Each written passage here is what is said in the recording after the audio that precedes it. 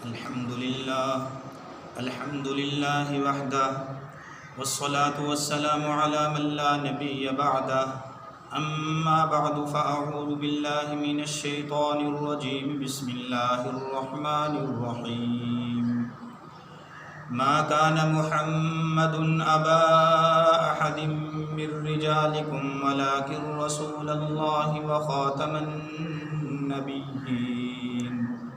وقال النبي صلى الله تعالى عليه وسلم أنا خاتم النبيين لا نبي بعدي او كما قال علیہ الصلاۃ والسلام۔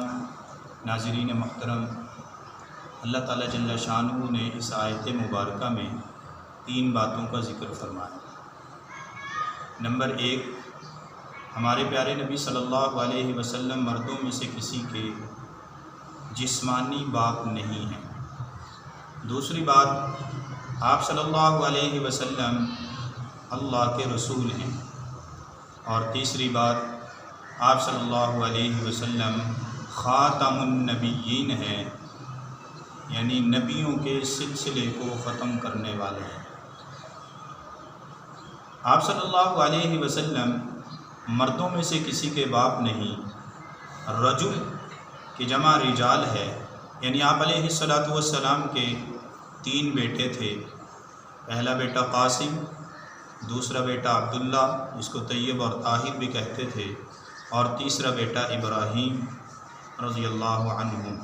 اور آپ صلی اللہ علیہ وسلم کی 4 بیٹیاں تھیں، حضرت زینب رضی اللہ عنہا، حضرت رقیہ رضی اللہ تعالی عنہا، حضرت ام کلثوم رضی اللہ تعالی عنہا، حضرت سیدہ فاطمہ الزہرا رضی اللہ تعالی عنہا۔ آپ صلی اللہ علیہ وسلم کے یہ تینوں بیٹے بالغ ہونے سے پہلے انتقال فرما گئے، کیونکہ جب بچہ بالغ ہو جاتا ہے اور جوان ہو جاتا ہے تب وہ رجل تک پہنچتا ہے، تو اس لیے رجال کے آپ باپ اور باپ بھی حق، یعنی جسمانی باپ نہیں۔ ویسے تو ہمارے نبی صلی اللہ علیہ وسلم ساری امت کے روحانی باپ ہیں، جیسا کہ قرآن مجید میں ہے وَأَزْوَاجُهُ أُمَّهَاتُهُمْ۔ آپ صلی اللہ علیہ وسلم کی ازواج مطہرات ایمان والوں کی مائیں ہیں، اسی طرح آپ صلی اللہ علیہ وسلم ایمان والوں کے روحانی باپ ہیں۔ تو دوسری بات فرمایا کہ آپ اللہ کے رسول ہیں، اور تیسری بات آپ خاتم النبیین ہیں، سلسلہ نبوت آپ پر ختم ہو چکا، اب آپ کے بعد کوئی نبی نیا نہیں آئے گا جس کے آنے سے 1.25 لاکھ انبیاء علیہ السلام کی تعداد میں اضافہ ہو جائے۔ عیسیٰ علیہ السلام تشریف لائیں گے قرب قیامت میں، جو کہ آسمانوں پر ہیں، تو ان کے آنے سے نبیوں کی تعداد میں اضافہ نہیں ہوگا، کیونکہ وہ پہلے سے آپ صلی اللہ علیہ وسلم سے پہلے پیدا ہوئے تھے، اس لیے ان کا آنا ختم نبوت کے منافی نہیں۔ ختم نبوت کا مسئلہ اتنا اہم اور حساس ہے، توحید اور رسالت کے بعد سب سے اہم مسئلہ ختم نبوت ہے۔ جس کا ایمان ختم نبوت پر نہیں ہے وہ مسلمان نہیں ہو سکتا، دائرہ اسلام سے خارج ہے۔ آپ صلی اللہ علیہ وسلم نے فرمایا انا خاتم النبیین لا نبی بعدی، میں آخری نبی ہوں، میرے بعد کوئی نبی نہیں، قیامت تک کوئی نبی آنے والا نہیں۔ ہاں فرمایا 30 دجال کذاب آئیں گے جو نبوت کا دعویٰ کریں گے، یاد رکھنا وہ جھوٹے ہوں۔ آپ صلی اللہ علیہ وسلم کے زمانے میں ہی اسود عنسی اور مسیلمہ کذاب نے نبوت کا دعویٰ کیا اور دونوں قتل ہوئے۔ پھر ایک عورت سجاح نامی نے نبوت کا دعویٰ کیا، بعد میں پھر وہ مسلمان بھی ہو گئی، صحابی نے ایک جنازہ پڑھایا۔ بہرحال بہت سے لوگ ایسے گزرے جنہوں نے نبوت کا دعویٰ کیا، لیکن یہ سب ختم ہو گئے۔ پھر 19ویں صدی میں بر صغیر میں ہندوستان میں ایک شخص قادیان میں پیدا ہوتا ہے جسے مرزا غلام احمد قادیانی کہتے ہیں۔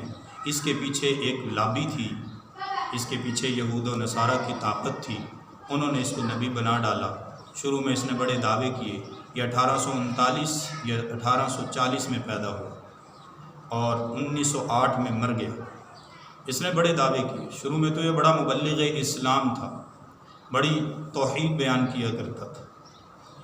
پھر اس نے آہستہ آہستہ دعوے شروع کر دیے کہ میں مجدد ہوں، پھر دعویٰ کیا کہ میں عیسیٰ موعود ہوں۔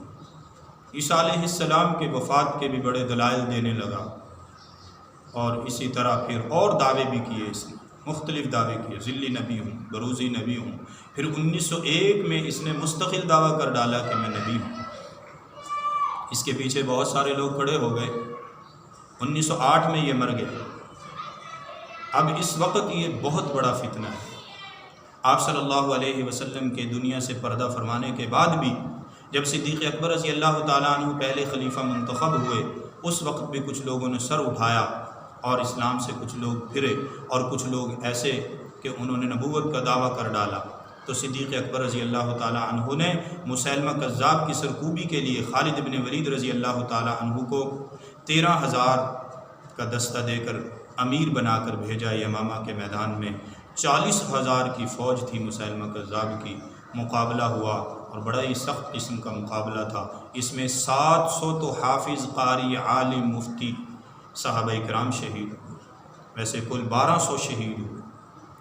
اور اتنا اہم معرکہ تھا یہ کہ دشمن کے مسیلمہ کذاب کے 40,000 میں سے 27,000 مردار ہوئے۔ تو یہ فتنہ اس وقت ان لوگوں کا فتنہ تو ختم ہوا، لیکن چلتے چلاتے یہ جو مرزا قادیانی کا فتنہ ہے یہ آج بھی سر اٹھائے ہوئے ہے۔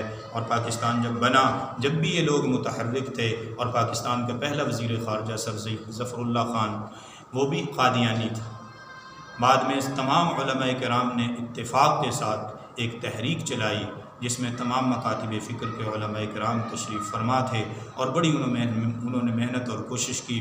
1953 میں پھر تحریک چلی، اس میں بڑی قربانیاں دی مسلمانوں نے، پاکستانیوں نے، عشاق رسول نے۔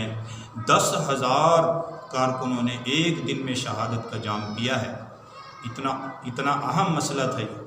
پھر اللہ کی شان 1974 میں 7 ستمبر 1974 میں بڑی کوششوں محنتوں کے ساتھ تمام مکاتب فکر کے علماء کرام سر جوڑ کے بیٹھے، دلائل دیے، اور مرزا ناصر کو اسمبلی میں بلا کر اور 13 دن بحث ہوئی۔ پھر یہ قادیانی لاہوری اور یہ سارے قادیانی، یہ اسمبلی، نیشنل اسمبلی نے 7 ستمبر 1974 کو باقاعدہ اعلان کیا۔ وزیر اعظم بھٹو کے دور میں وزیر اعظم بھٹو نے ان کو کافر اقلیت قرار دیا، لیکن ابھی بھی یہ لوگ اپنے آپ کو کافر ماننے کے لیے تیار نہیں ہیں، اور یہ بہت بڑا فتنہ ہے، اور مسلمانوں کے ایمان کو خریدنا چاہتے ہیں، اور ویزے دیتے ہیں بیرون ملک کے، اور نکاح کرتے ہیں، اور نہ جانے کیا کیا سپورٹ کرتے ہیں، کیونکہ ان کے پیچھے یہود و نصارہ ہے۔